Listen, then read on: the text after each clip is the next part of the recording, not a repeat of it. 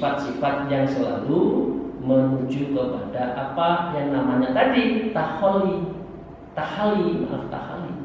yaitu semua perilaku kita itu ditujukan kepada sifat-sifatnya malaikat yang tunduk pada Allah, sibuk untuk mencari situ. Nah, pertanyaannya, kapan dia kerja loh? Orang tasawuf itu bukan orang gembel, orang tarekoh itu tidak orang yang tidak punya apa-apa, enggak. Yang penting ta'aluknya itu kepada Allah, bukan ta'aluk kepada harta. Imam Ghazali menyebutkan harta itu cukup digenggam, mau diambil, mau ditambah, monggo oleh Allah. Tapi kita tidak bergantung pada itu. Nah, kalau dengan itu kan hati kita menjadi tenang kan, ditambah alhamdulillah, kita ditenang alhamdulillah dan lain sebagainya. Itu.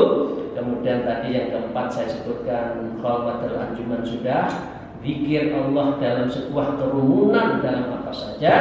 Kemudian ya zakat, yaitu zikirnya itu mulazamah terus menerus ya. Kemudian nakah dahsyat, yaitu harus menjaga hati dan melentas kecekal. Ya, nakso bandi itu kan nakso lintasan yang terukir ya, bandia, sehingga orang itu lebih mudah mendekatkan diri pada Allah. Itu Naqsyabandi artinya seperti itu, yang dirumuskan oleh Syekh Muhammad Bahaudin Naqsyabandi. Kemudian yang kedelapan dahsyat, yaitu melakukan tawajuh.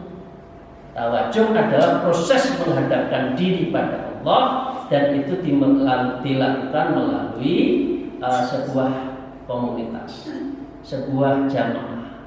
Jadi Mas Anwar tadi menyebutkan, apakah dalam suasana seperti ini ya, apakah dalam suasana COVID ini semua amalnya tetap dilakukan physically atau pakai Zoom? Nah, saya ingin katakan kalau yang proses suluknya mensyalakan torikon itu kan, Fadil fi ilman sallallahu torikon ila jannah itu ya. Dan kan seperti orang suluk itu hadis ya, mencari Allah itu tetap fisik. Nggak beda suluk baiat dilakukan melalui melalui Zoom, itu nggak bisa. Karena ada proses antara guru dan murid itu terikat dalam sebuah ikatan yang dalam, lahir batin sampai akhirat. Sampai diyakini kalau orang yang tarekat Naqsyabandiyah nanti masuk surga di dalam sebuah perahu yang sama, dipimpin oleh Rasulullah, yang membawa bendera adalah Syekh Abu Bakar Siddiq sebagai sahabat pertama yang dikasih ilmu oleh Rasulullah dalam hal tarekat. Sehingga hubungan guru dan murid itu mempunyai hubungan yang sangat dekat. Nah, tawajuh inilah yang di dalam ilmu adab suluk disebut orang yang bisa mendekatkan diri pada Allah itu adalah pertama adalah mulazamatul dzikr. Zikir itu tidak bisa diam, tidak boleh ya. Orang tolong aku ya, saya orang tolong aku. Doknya lek eling zikir, lah ora eling enggak zikir. Nah, harus mulazamatul dzikr. Ya, yang kedua fa'alaika bihi ayyuhal murid fi kulli halin. Setiap hal dalam sebuah masalah apapun kita harus berzikir. Wa fi kulli waqtin, di dalam waktu apapun kita zikir. Wa fi kulli makan, di dalam tempat apapun kita zikir. Bil qalbi wal lisan, baik zikirnya itu di dalam qalbi maupun lisan. Nah, lisan karena ada hitungannya kan. Nah, kalau sudah zikirnya adalah tahlil, itu harus di lisan. Tapi kalau yang 7 tingkatan tadi yang awal itu bil qalbi. Nah, tentu ya, bagaimana mendekatkan diri kepada Allah tadi setelah melihat, kalau saya menyebutkan satu saja tadi, teknik untuk wukuf tadi. Ya, wukuf itu kalau orang Jawa heneng hening, itu kalau ilmunya pangestu kan, heneng hening henung, merenung diam gitu. Tapi Allah itu harus dilakukan dengan fayaqif ala dzikrillah. Orang yang zikir itu akif, wukuf, diam. Dan yang kedua adalah bikol bin hadir. Kaifiatnya, adabnya itu hatinya harus hadir. Masa zikir mulut, fisik, ya, tapi hatinya nggak hadir, nggak impact. Ya. Yang kedua, yang ketiga adalah wa adabul wafir. Adabnya itu sempurna, duduknya, wudhunya, pakaiannya, jangan serampangan, celana pendek di bawah lutut, sholat, kausan sholat itu tidak ada wafir. Ini kan banyak kan anak-anak muda sekarang itu kan, ya pakaian, kopiahnya itu kopiah Afghanistan. Ya. Kayaknya kalau sudah Afghanistan sedang perang, lagi sholat itu lebih paten. Ya. Padahal itu tidak mencerminkan sebuah adab wafir. Dan wa iqbalin shadiq, cara menghadapkan kita pada Allah itu yang benar. Jadi ilahi anta maksudi, ya, waridokal matlub itu betul. Ilahi pada Allah lah engkau, ya, anta engkau ya Allah, maksudi aku tuju. Masa ilahi anta waridokal dan ridhomulah aku yang tuju. Masa Allahu Akbar tapi otaknya kemana-mana. Ya, ketika sholat yang biasanya nggak lupa, biasanya lupa jadi ingat kuncinya di mana ya. Teman saya itu kok hutangnya belum dibayar-bayar ya. Wah, ini saya satu persyaratan lagi untuk naik pangkat. Oh, ada aja.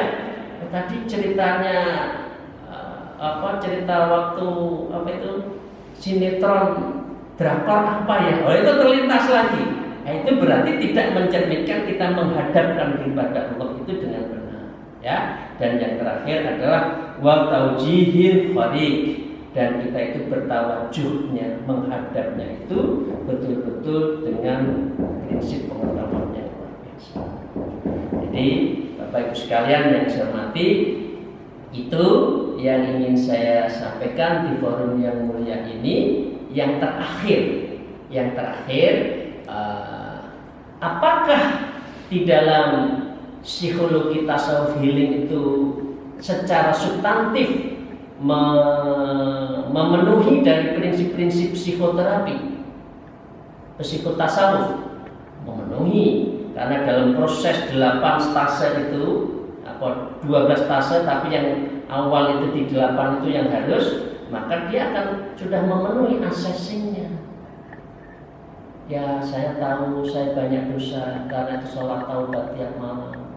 Yang kedua, disputing, kemudian dia dispute di dalam hatinya yang keduniaan itu direndahkan, ya. Kemudian forgiving and releasing itu ada. Kemudian gurunya memberikan terapi, amalkan ini, caranya seperti ini. Kemudian giving, diberikan sebuah amalan sesuai dengan makomnya.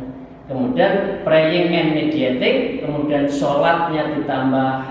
Orang kalau sudah subuh itu tiap malam sholatnya ditambah 1. Ada sholat pasti, orang subuh itu habis isya ditambah namanya sholat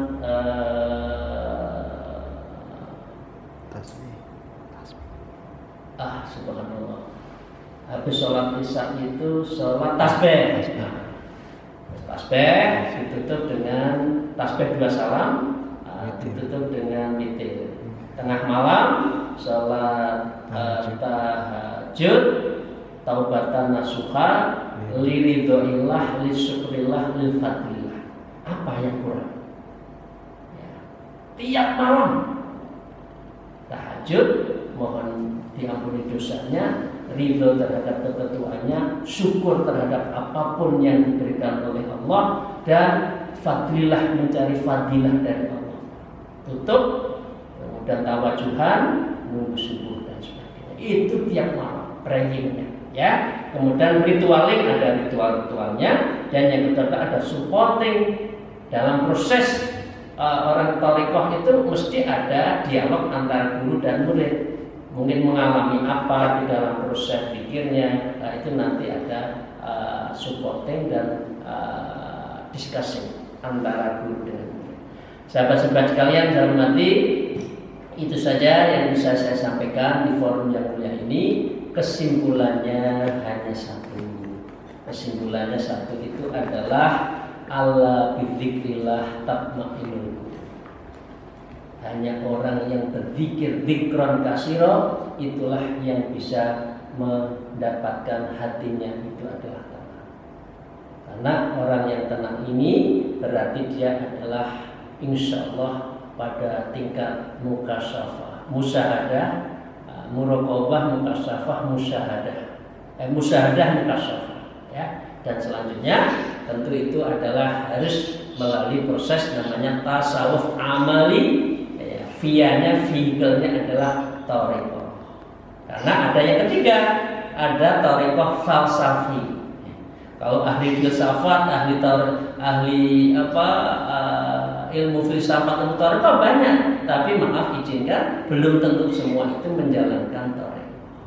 Jadi ada thariqah itu ada tiga, akhlaki, amali, dan falsafi.